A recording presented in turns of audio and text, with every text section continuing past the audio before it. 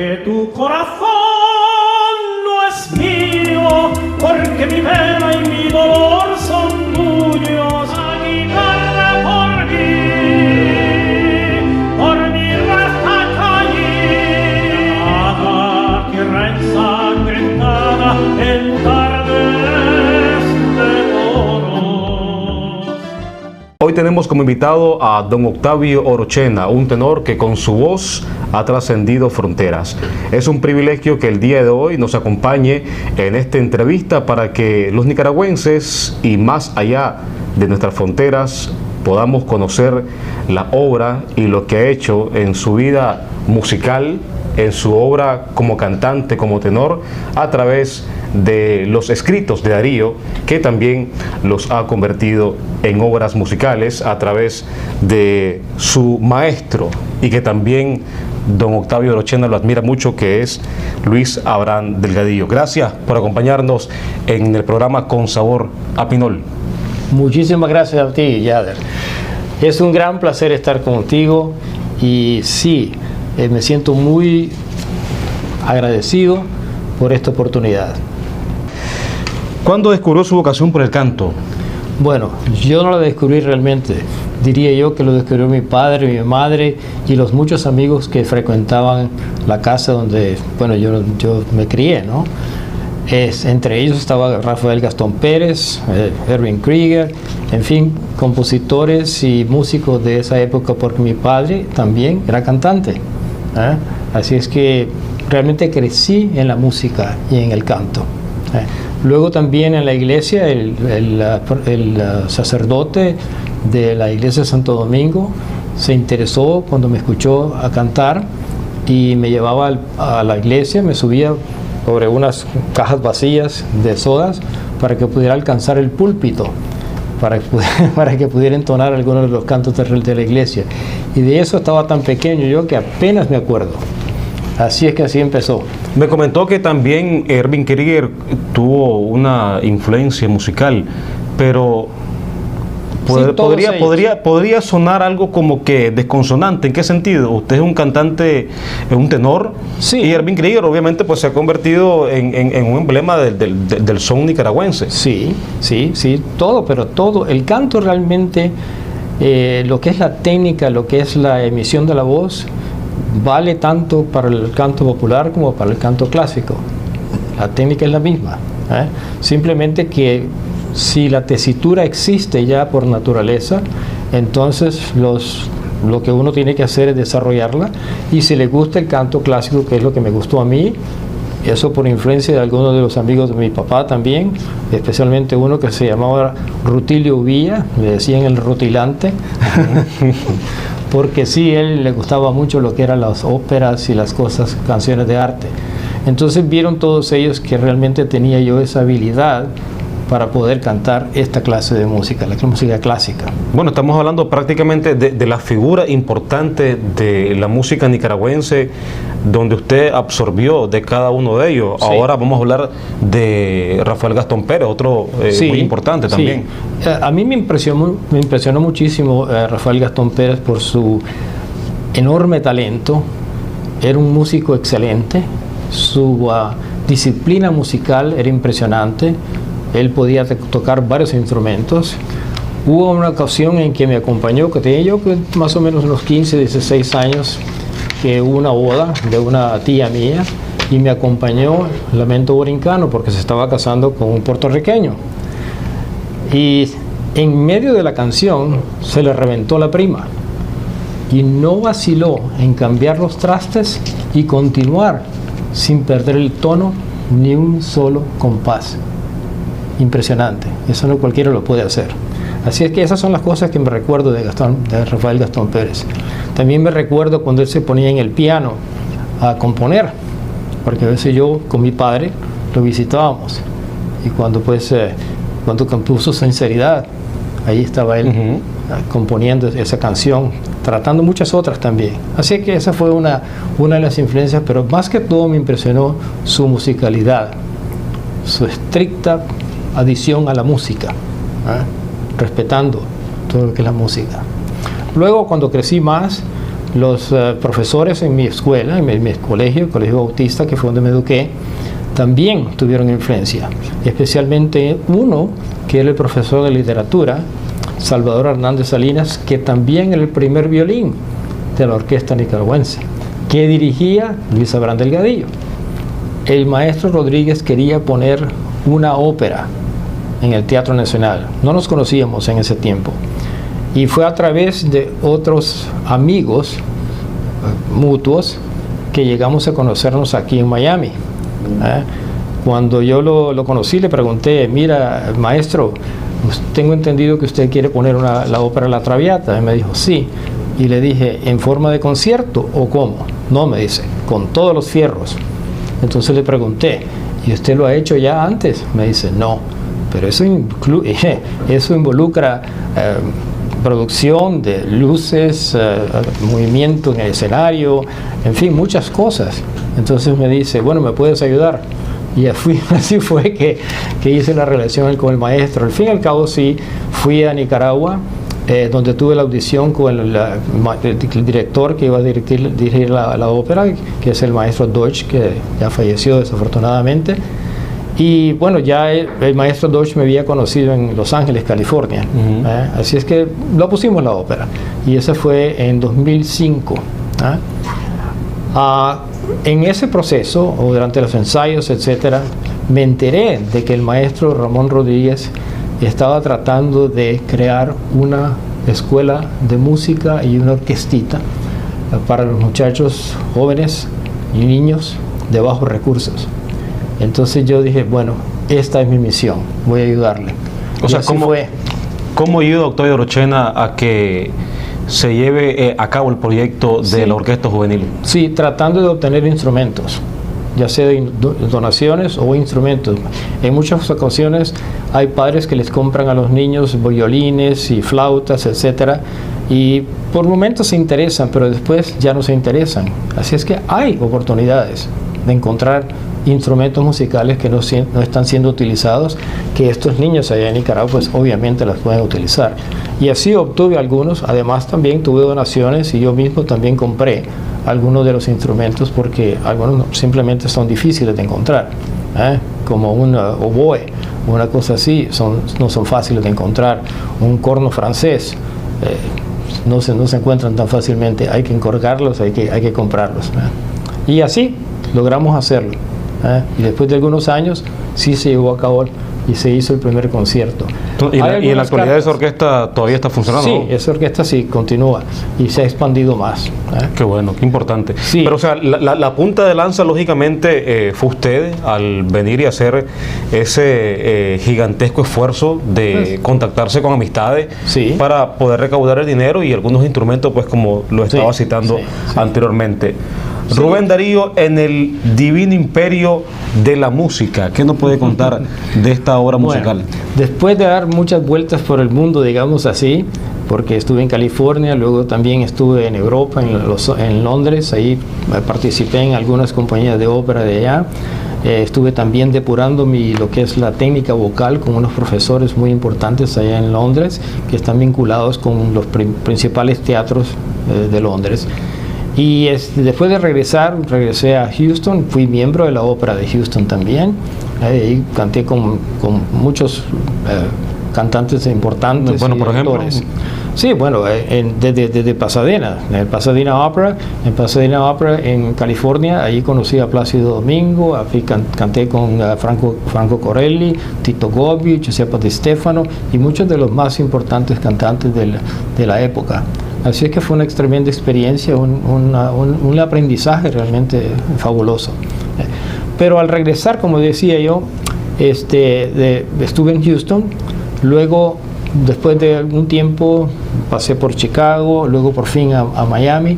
No continué cantando óperas, más que todo me dediqué a cantar en la iglesia, porque conocí a un excelente maestro, un excelente director musical en la iglesia de St. John Newman, al punto que nos asociamos, digamos así, porque también yo le daba instrucciones al coro, instrucciones de lo que es técnica vocal, y logramos hacer una gira por toda Italia, terminando en el Vaticano. donde cantamos varias veces con el coro de la Capilla Sistina. Y por primera vez canté en hebreo, porque en ese tiempo el Papa Juan Pablo estaba haciendo un acercamiento precisamente con los hebreos. Así es que fue una excelente experiencia. O sea, bueno, prácticamente su inicio en el canto inicia en Nicaragua, sí, pero también Europa lo educó en el canto. Sí, bueno, Hollywood, California, o sea, Los Ángeles, y luego sí, Londres, luego en Houston, pero también toda esa relación con cantantes de óperas ya de fama mundial y todo eso, es una oportunidad para mí para aprender siempre. En el canto, como en cualquier arte, nunca se termina de aprender. Uno tiene que morir aprendiendo para que valga la pena. Vamos a hablar ahora, Octavio, de su primera experiencia ya como profesional, ya una persona culta, ya más adiestrada en el canto, ya afinado, obviamente ya su voz más educada. Sí. ¿Dónde fue exactamente? Sí, bueno, en California, ahí empecé. Pero también, como le digo, en Londres tuve una oportunidad para depurar y continuar, y luego Houston. Después ya, como te digo, me distancié un poco de la ópera porque requiere mucho esfuerzo, mucho tiempo, etc. Y ya, bueno, la edad de uno ya no se puede cantar los papeles principales cuando ya uno no tiene la apariencia sí, también, sí, porque es un teatro, ¿no? Así es que pues fue más que todo el canto clásico religioso. Interpretado en la iglesia obras de Mozart, de Georges Bizet, en fin, por ejemplo. Bueno, que incluso aquí tenemos a Octavio Orochena en este disco, pero me estaba diciendo fuera de la entrevista que este es un disco grabado sí, para las amistades, sí, o sea, pero todavía no se ha oficializado, no está a la venta. No. ¿A qué se debe eso? Bueno, esto me lo pidió mi hija, porque tenemos un nietecito muy pequeño, apenas tiene 3 años, y me dijo: papá, él nunca te va a escuchar en persona, porque bueno, ya el tiempo no perdona, ¿no? Sí. Me dice: ¿por qué no grabas algunas de las cosas que has hecho para que él las pueda escuchar? Entonces, pues que se grabé todas estas. Entre ellas está el Agnus Dei de Georges Bizet, el Ave María de Franz Schubert, O Holy Night, que en realidad el nombre original es Cantique de Noël, porque fue escrita en francés originalmente por Adolphe Adam. Panis Angelico de César Franck, la oración de San Francisco, en fin, Sim Shalom, como te dije, que fue la primera vez que canté en hebreo, y el Padre Nuestro de Malot. Todos son cosas muy clásicas que requieren pues una técnica bastante depurada. Y la mayoría de los arreglos en este conjunto de discos, que prácticamente vamos a incluir sí, son 3. ¿Quién es el que ha estado detrás de la musicalización, sí, de los arreglos también? Bueno, cuando yo decidí que quería hacer vivir la obra del maestro Luis Abraham Delgadillo, porque él me regaló un álbum que contiene 20 poemas musicalizados por él. Cuando yo traté de hacer algo, decidí que quería hacer algo con eso, porque originalmente estaban escritos para piano y voz únicamente. Entonces me contacté con el maestro Oscar García, que fue un arreglista de los melódicos en Venezuela, y ha hecho arreglos tanto como clásicos como populares, etc. Y fue con él que hicimos este CD, el primer CD, que es Rubén Darío en el Divino Imperio de la Música. Le mostré las canciones escritas por Luis Abraham Delgadillo, le gustó mucho, se interesó mucho, hizo los arreglos, y ahí es donde nació este CD. Tuvimos el apoyo también del profesor Pastora, del Movimiento Mundial de Ariano. Fuimos a Nicaragua para presentarlo también, después del lanzamiento, de hacerlo aquí, y hicimos un recorrido, empezando por Matagalpa y terminando en el Teatro Nacional, que también lo dirigió el maestro Ramón Rodríguez, porque parte del beneficio de estas grabaciones era para recaudar fondos para ayudar a los niños. Entonces ahora vamos a hablar de Nostalgia 1. Este disco compuesto por 12 temas musicales. Sí, esa fue una idea precisamente del maestro Oscar García, que por cierto fue un poco cómico la manera como nos conectamos. Al principio no querían saber nada de mí, decían, no, yo he oído muchos que vienen que son cantantes, que quieren hacer algo, etcétera, y no tenía interés. Por fin se dio. O sea, pero ¿cómo él logra descubrir el talento y aparte de eso interesarse en este proyecto? Sí, fue a través de un amigo nuestro, un mutuo amigo que es Alan Medrano, que es precisamente el sonidista que estuvo involucrado en hacer también estos CDs. Hizo todo el sonido. Allá aparece su fotografía precisamente en Nostalgia 1. Al principio no quería él, no te interesa, no, ya he oído, mucha gente viene con ese cuento, pero cuando vio las partituras y cuando me escuchó cantar las partituras, cuando empezamos a trabajar en ellas, me dice, ¿dónde te habías metido? No lo había escuchado. Así que, no me conocía.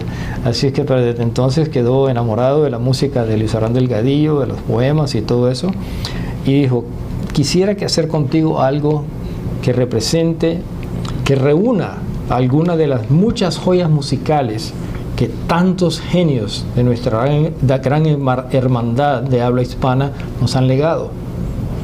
Son versos y melodías con que varias generaciones hemos expresado nuestras penas, anhelos, sueños y sobre todo los amores que marcan el curso de nuestras vidas. Así es que eso es lo que contiene Nostalgia 1. Sí, es un disco que está lógicamente a la venta, ¿no? Sí, todo esto está a la venta. Por ejemplo, ¿cuáles son las canciones más significativas? En Nostalgia 1 tenemos canciones de muchos diferentes países. Por ejemplo, la primera, Si te vuelvo a besar, es una canción colombiana, de Juliano y González. Y está Cuerdas de mi guitarra, española, Amapola, Cabellera Blanca, La Comparsa, de Lecuona, Lamento Borincano, Júrame, Siboney, Granada, Toledo, Princesita y Alma Llanera, en honor a nuestros queridos hermanos venezolanos. Qué bueno. Octavio Orochena ha interactuado o ha compartido escenarios con artistas nicaragüenses de renombre. Bueno, sí, uno de ellos pues Mejía Godoy es uno de ellos, sí. Más que todo lo hice cuando varias veces canté durante unas presentaciones que hacíamos en Navidad, cantos alemanes y nicaragüenses, porque más que todo estaba patrocinada por la Embajada de Alemania. Y entonces ahí Carlos Mejía Godoy y algunos otros buenos cantantes nicaragüenses participábamos. Porque en realidad la historia de donde se creó las canciones navideñas y muchas de las tradiciones navideñas fue en Alemania, precisamente. Noche de Paz es una canción alemana, Stille Nacht. Y el arbolito, por ejemplo, acá que se conoce, Christmas Tree, es O Tannenbaum. Y en fin, todos esos, ¿no? Y así sucesivamente. Así es que, pues, por eso es que y eso combinado con nuestros villancicos y con todas las cantos nacionales nicaragüenses, pues hacían un hermoso concierto navideño. Y eso lo hicimos varias veces. ¿Piensa hacía un tiempo Octavio Orochena volver a cantar en Nicaragua? Si se da la oportunidad. Sí, se da la oportunidad. Sí. Mi último deseo ha sido, pues, tratar de rescaté realmente, gracias a Dios, la Marcha Triunfal. Marcha Triunfal fue una composición también del maestro Luis Arán Delgadillo, que la escribió y la estrenó en el momento de la inhumación del Rubén Darío. Y esto había quedado en el olvido, no sé por qué. Pero yo vi en un libro que me regaló precisamente el profesor Pastora, que una fotografía del maestro, muy joven, y simplemente una nota que él había escrito esta composición. Y me interesé mucho. Dije, ¿pero dónde está? Nunca la he oído, nunca se ha oído. Y al fin, después de un año, logramos encontrarla en la UCA. Pero el papel estaba en tan malas condiciones que tuvimos que hacer scan de cada una de las páginas con mucho cuidado. Son 53 páginas que se pudieron rescatar de toda esa partitura. Y de ahí fue que el maestro Oscar García nuevamente hizo un arreglo para la banda de high school aquí en Miami, donde afortunadamente logramos reestrenarlo, digamos así, para el centenario, primer centenario de la muerte de Rubén Darío. Fue un logro tremendo. Ahora, el maestro Oscar García también me dijo, mira, aquí hay melodías, hay líneas melódicas que muy bien se le puede poner voz. Y entonces vamos a agregar, tener un valor agregado que da la voz, donde se pueden poner poesía, palabras, para que exalte la idea y la expresión que está dando la música de la despedida del gran poeta. Me imagino, Octavio, que estás en los preparativos para oficialmente grabar algún disco. O sea, con Sabor a Pinol, en la actividad que fue obviamente en el auditorio del Parque Rubén Darío, nosotros dimos la cobertura y grabamos parte de la marcha triunfal, que obviamente hiciste una presentación magistral. Comencé a investigar en algunos canales en YouTube. Sí, hay una muy poca información y pocos videos de tu persona. Sí. Y me doy dando cuenta que la diferencia de el que estaba actualmente, ahora te notas más seguro, más imponente y obviamente muy confiado del canto ahora. O sea, obviamente se ha visto una diferencia en lo poco que yo he visto, pues, ¿me entendés? Sí. Ahora te noto más fluido en el canto. Bueno, realmente, como te dije, uno siempre aprende, nunca se termina de aprender. Y estas cosas, por ejemplo, esta obra, la Marcha Triunfal, apenas habíamos descubierto, la habíamos reestrenado, la reestrenamos, ¿no? Y estábamos experimentando realmente con ella. La banda de la escuela de high school, pues son muchachos, son jóvenes. Apenas tuvimos el tiempo para poder ensayarle, etcétera. Es una presentación, pues, inicial, digamos así, ¿no? Se logró, pero es una cosa inicial. El maestro Giancarlo Liano, guatemalteco, se interesó también por esa composición, porque copia de lo que se logró rescatar en la UCA, se quedó con el maestro que fue el quien me ayudó, ¿no? Elvis Mendaña, que fue quien me ayudó a encontrarla. Entonces, el maestro guatemalteco Giancarlo Liano en Costa Rica hizo una grabación, un track para orquesta y tenor. Entonces, agregó algunas cosas, hizo algunos cambios y fue lo que tú escuchaste. Pero claro, está así ya con más confianza, un poco más estricto el tempo y demás. Y digo yo también que la grabación que hiciste fue magistral. Esperamos, Octavio, próximamente un disco de Marcha Triunfal, porque no está. Incluso, lo primero que cuando me das el disco, yo pensaba que iba a estar incluida aquí. No, porque es esto nuevo. Esto fue hecho antes, mucho antes de haber descubierto la Marcha Triunfal. La Marcha Triunfal lo descubrimos realmente para el año 2016, que es el centenario. Todo lo demás se había hecho en 2012 o en fin, años antes. Así es que todavía ni siquiera sabía de la Marcha Triunfal cuando hice el CD Rubén Darío en el Divino Imperio de la Música. Fue una cosa que descubrimos últimamente. Y sí, vamos a incluir la Marcha Triunfal, o esa grabación la vamos a incluir en un CD que la poetisa que escribió el poema, de donde se extrajo la letra, que yo se lo pedí a ella, que hiciera un poema que realmente reflejara lo que es la despedida del gran poeta hacia la eternidad. Entonces eso lo va a incluir en un libro que es de poesías, que ella está precisamente organizando en este momento. Y ahí en ese CD se va a incluir la Marcha Triunfal, pero también se van a incluir dos de las canciones que están incluidas en el CD Rubén Darío en el Divino Imperio de la Música.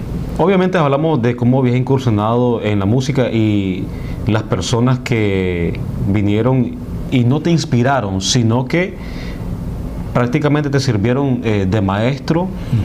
Pero es algo inusual que en Nicaragua tengamos un tenor. O sea, muy pocos se abocan al canto lírico. No podría decirte exactamente cómo ha progresado todo eso, pero sí, es cierto, no se ha dado mucho de que... O sea, ¿conoces a alguien que haya surgido? Sí, cuando cantamos La Traviata precisamente, sí, no había nadie que pudiera hacer el papel de Alfredo, que era el papel principal, y por eso me buscó a mí el maestro Ramón Rodríguez, que quería que fuera un nicaragüense en el elenco principal. Sí, los coros sí, siempre han existido, los coros son muy buenos, son muchachos muy buenos y lo hacen muy bien. Y para concluir esta amena entrevista con el tenor Octavio Orochena, vamos a escuchar en su voz la dedicatoria rescatada a través de música, la Marcha Triunfal. Y con esto finalizamos la entrevista el día de hoy con Sabor a Pinol, y les invito para que se suscriban y así juntos nos sigamos educando y fomentando nuestros valores culturales y artísticos.